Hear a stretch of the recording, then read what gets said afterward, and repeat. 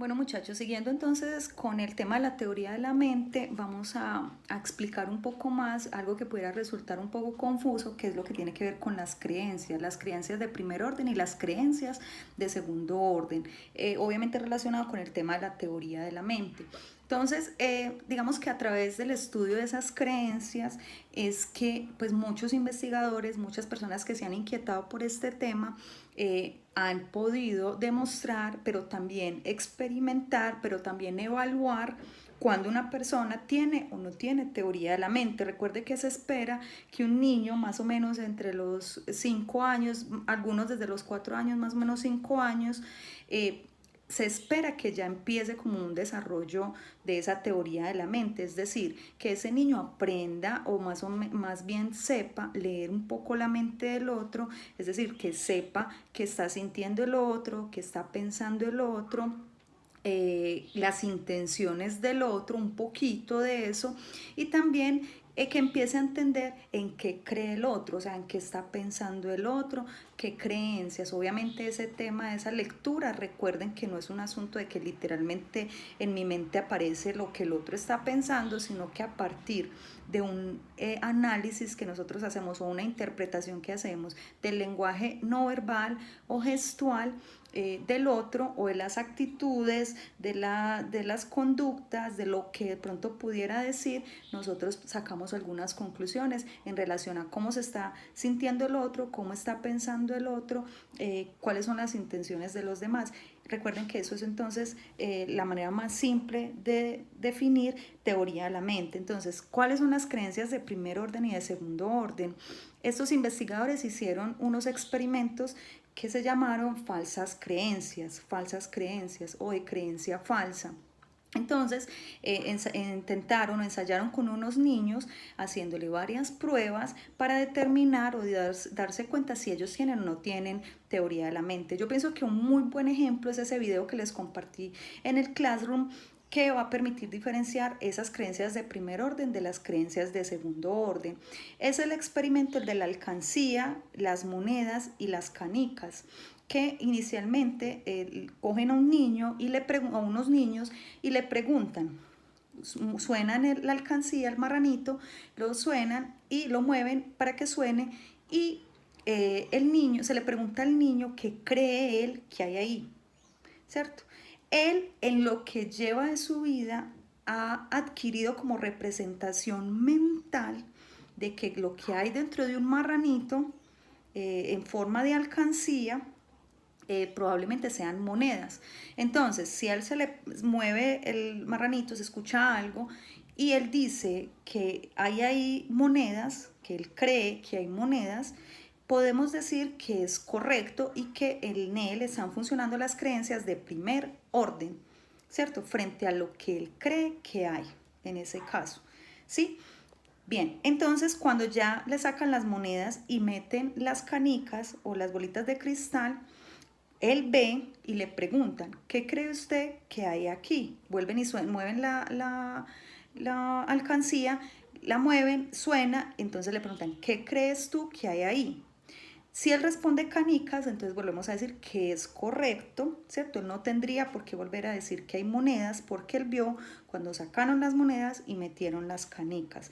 Podemos decir que el niño hasta el momento tiene o operan en él creencias de primer orden.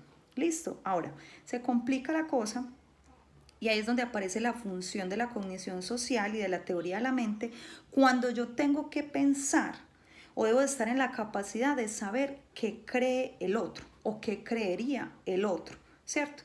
Entonces ahí es cuando en el experimento nos muestran que le preguntan, si entra una niña X cualquiera, Camila, llega Camila, ¿cierto? Y moviéramos este marranito, ¿qué creería ella que hay dentro del marrano, que hay dentro de la alcancía? Si el niño dice que lo que él cree, que ella cree que hay dentro del marranito son canicas, estamos diciendo que el niño no tiene todavía teoría de la mente. ¿Por qué? Porque la lógica nos indica que así como él, la primera vez que sonó la alcancía, pensó que habían monedas, La niña, como no sabe que sacaron las monedas y metieron canicas, debería también, por lógica, decir que ahí hay monedas, no canicas, porque ella no vio cuando hubo el cambio. Digamos que no es lo común que dentro de una alcancía hayan canicas, ¿sí? En caso de que él responda que al mover la alcancía de una persona que apenas llega, que no vio el proceso, si le mueve la alcancía y la niña, Camila, nuevamente, responde que lo que hay ahí adentro son monedas, independientemente si sí las hay o no las hay, si él dice que ella seguramente va a creer que hay monedas, decimos que él ya tiene teoría de la mente, ¿cierto? Porque él ya sabe, independientemente si es correcto o falso, en lo que probablemente va a creer la otra persona, que le va a indicar la lógica como tal. Entonces, creencia de primer orden es lo que él inicialmente cree, ¿cierto? A raíz de sus representaciones mentales, a raíz de lo que él ha ido aprendiendo en su vida, las creencias, lo que la lógica, llamémoslo por así, sentido común, nos diría que está ocurriendo, porque él durante su vida pues ha ido asociando unas cosas con otras. Pero ya la creencia de segundo orden es, ¿qué creo yo que crea la otra persona si se encuentra con esa misma situación? Eso es lo de las creencias de primer orden y creencias de segundo orden. En el documento nos dan otro ejemplo de creencia de segundo orden, que es la del heladero.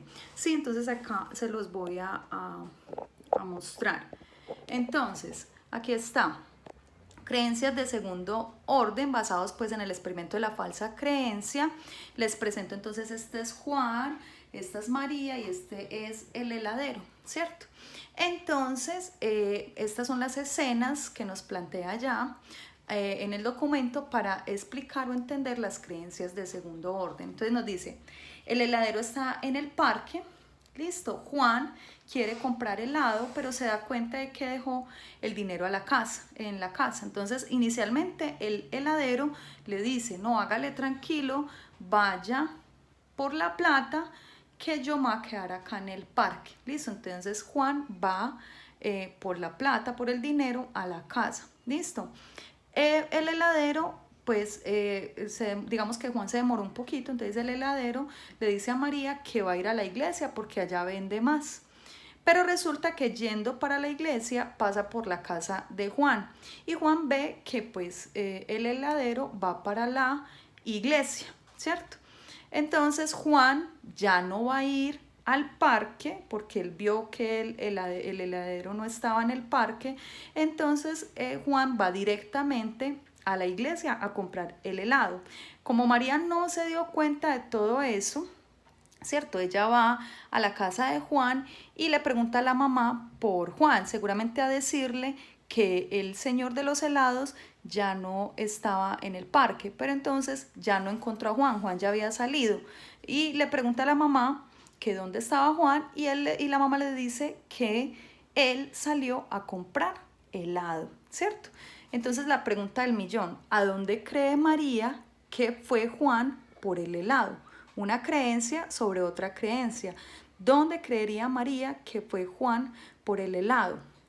Si María responde, o sea, si María cree más bien que Juan fue al parque, decimos que María tiene teoría de la mente porque es lo que la lógica indicaría, porque ella no sabe que Juan vio al Señor de los helados.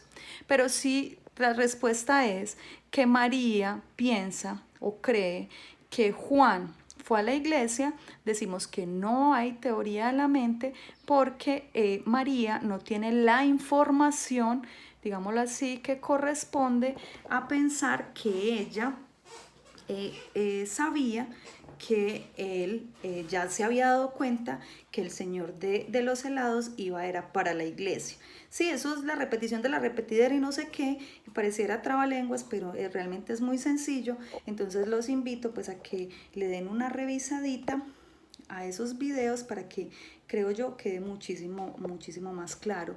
Y aquí pues quiero también agregarle a este tema de las funciones ejecutivas, como para complementar un poco lo que estamos trabajando de pensamiento, ¿cierto? Es decir, razonamiento, resolución de problemas, pero también cognición social, todas se han considerado funciones ejecutivas, ¿sí? Y todas están ubicadas en los lóbulos frontales. Entonces mostrarles un poquito esto, que son funciones ejecutivas, se refiere a la capacidad de dirigir, orientar, guiar, coordinar, ordenar la acción conjunta de los elementos para lograr un fin o una meta.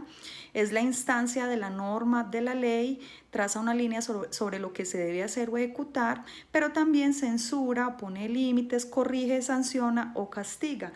Por eso normalmente se ha asociado las funciones ejecutivas como la ley social, moral y ética, que nos va a guiar, digámoslo así, y además pues en la toma de decisiones, obviamente en el marco de unas normas sociales, y que además es una instancia que nos permite planificar y organizar nuestras acciones. Estas digámoslo así, los componentes de las funciones ejecutivas. Está la iniciativa, volición. Cuando hablamos de volición estamos hablando de voluntad, creatividad. Bueno, se refiere a la capacidad de ser creativo para inventar opciones y alternativas ante situaciones nuevas. Dice que dentro de las funciones ejecutivas también está la capacidad de planificar y organizar, como decíamos ahorita, es la capacidad de formular hipótesis, mire que tiene todo que ver con el pensamiento, realizar cálculos, estimaciones cognitivas, generar estrategias adecuadas para resolver problemas y conflictos, ¿sí? Aquí está, fluidez y flexibilidad para la ejecución efectiva de planes, ser capaces de trabajar fluidamente en la realización de las actividades, pero también ser flexibles, es decir, entender cuando hay algunos cambios y algunos procesos de atención selectiva, de atención sostenida y la memoria operativa están relacionados con esa capacidad de control, de inhibición, de regulación que se favorecen o que tienen relación con las funciones ejecutivas. Y ahí entramos entonces a los procesos de monitoreo y control inhibitorio, que se requiere además pues para la capacidad de monitorear todos los pasos, inhibir o controlar nuestros impulsos que puedan poner en riesgo el éxito de un plan, y activar otros que dinamicen el proceso, y monitorear que efectivamente eso que planificamos, eso que nos propusimos, lo podamos lograr, ¿cierto? Esta es como la ubicación a nivel de las áreas de la corteza prefrontal, orbitofrontal, dorsolateral, ventromedial y singular anterior. En las orbitofrontales entonces se encargan del control motriz, toma de decisiones, inhibición de conductas. En el área dorsolateral la planeación, la organización y la regulación. En el área ventromedial rápido acceso a la información visual, pero también el procesamiento de las conductas de riesgo, identificar o darme cuenta cuando estoy en riesgo, esas acciones que me ponen en riesgo, y generar pues una inhibición de esas acciones pues para proteger mi vida. El miedo, el autocontrol, y en la parte singular anterior tiene que ver con el control cognitivo y también la regulación del procesamiento de la información. Esa es como la ubicación en nuestros lóbulos frontales de esas áreas que acabamos de mencionar. Simplemente pues como para complementar un poco todo lo que hemos estado hablando, el correlato neuroanatómico que tiene ese razonamiento, esa resolución de problemas, pero también esa cognición social, esa teoría de la mente, esa capacidad de ponerme en el lugar del otro, esa capacidad de entender qué piensa el otro, qué siente el otro, cuáles son las intenciones del otro, y obviamente el uso que se le da a eso, si el uso es beneficioso para mejorar las relaciones humanas, o si el uso es malintencionado y dañino, o si la persona definitivamente no ha desarrollado teoría de la mente, no logra darse cuenta qué es lo que cree el otro, qué es lo que piensa el otro, qué es lo que siente el otro, cuáles son las intenciones del otro, como en el caso, por ejemplo, del autismo. Espero que les haya quedado claro, y en el próximo encuentro que tengamos resolveremos algunas inquietudes y escucharé los aportes que tengan al respecto.